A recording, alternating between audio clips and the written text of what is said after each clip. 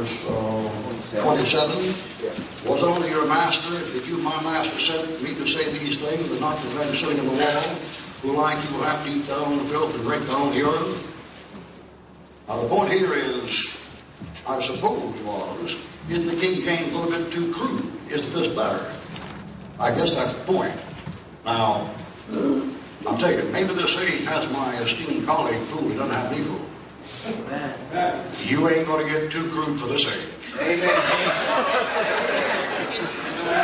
You folks I'm looking at right now, you have seen pornographic stuff in your living room. Amen. That you couldn't have got downtown and bought for money 50 years ago, that act of Congress. Amen. Right. You folks see the people killed, blood and guts all over your living room, heads flying, helicopters exploding, motorcycles going off the cliff, people screaming, rats eating babies. You've seen that whole stuff now for 10 years. Don't tell me that, you're refined. Yeah. Oh, I got it all. The brother also forgot something. He said he hadn't heard it read from the pulpit. Why should all the Bible be read from the pulpit? Where'd you get that from? Well, the Bible's for private reading. Amen. This idea that the Bible should be confined to a pulpit, that's nonsense. Ezekiel 16 is private reading. So is Ezekiel 32. I don't recall a great deal of Song of Solomon ever being teach or preached. Some of that stuff's private reading. That is not. Yet you read an extremely difficult passage over there in Job that had to do with the rapture. And his remark was, since you couldn't understand what you read, there must be something wrong with the book you had, because it should say something to this generation. My answer to you and little mine is very simple. The Bible doesn't have to say anything except what it wants to say when it wants to say it. Amen. And there's no man in this building or in this state or on this platform who could explain all the verses in that Bible.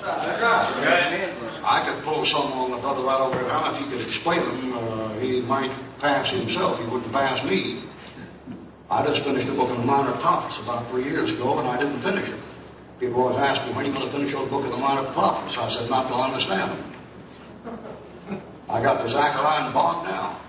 When I got to the four carpenters, come to play the four horns, and the four horsemen, and the myrtle and the grizzled bay, and the bottom of the myrtle trees, I quit, man. You know, these fellows have you think? Then have you think if you just took that thing and dressed that up enough so it spoke to them, it'll speak to you, and that'll be the truth. That isn't anything. That's just changing what God has said to suit yourself. Amen. That doesn't accomplish a thing. All right, now, let me put one on you. I can do all things through Christ which strengtheneth me. You understand that verse? Well, you believe it. Do you understand it? I can do all things through Christ which strengtheneth me. You really understand the verse, do you? How about this one here? We know all things work together for good, all things. Haven't you ever felt in your life sometime that if God knew as much about it as you knew about it, he wouldn't handle it like he handled it? I mean, the very idea of saying that everything there has to say something you'd understand to be the right kind of Bible, that's nonsense. Amen. That was something else. My learned colleague pulled a fast one on you there. It's in the back side. He pulled a fast one there, and Hugh Broken's famous statement about it crosses me, and tried to make you think this. He tried to make you think that the criticisms of the King James Bible, like Hugh Broken and others have, are equivalent to the criticisms I'm now making about the New International Version. Now, the fast shuffle through there.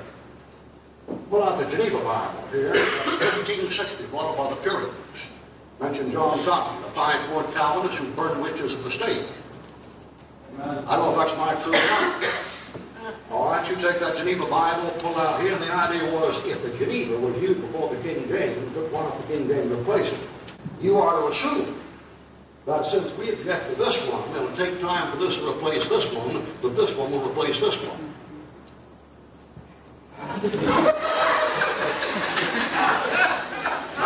you know what's wrong with that reasoning? These are not the same line of Bibles. The critics of these Bibles are not the critics of these Bibles. Right. The supporters of these Bibles are not the supporters of these Bibles. That's right. These Bibles constitute a chain.